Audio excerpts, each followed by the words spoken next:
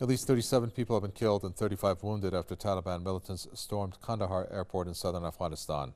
Over a dozen militants also died in the fighting. Locals heard the soldiers pleading with the attackers to free women and children who were screaming during the fighting that erupted shortly after the sunset. This is the second major Taliban assault in as many days in Kandahar. Correspondent Faiz Khurshid joins us from Afghanistan's capital, Kabul. Faiz, when attacks such as these happen, does the government have any intelligence that something may happen in order for them to get prepared or not?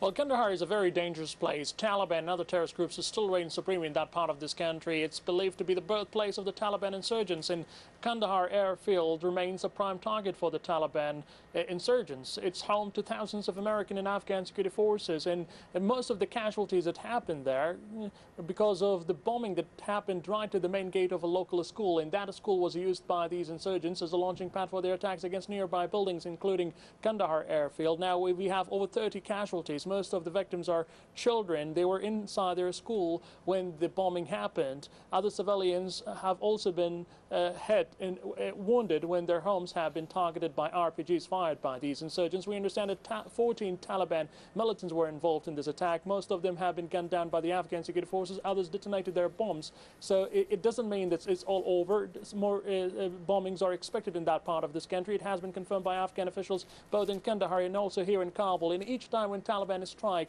it's civilians who are killed and wounded, and it of course raises questions about the security situation of this country. Thank you for that. Faiz Khurshid, correspondent there from Kabul.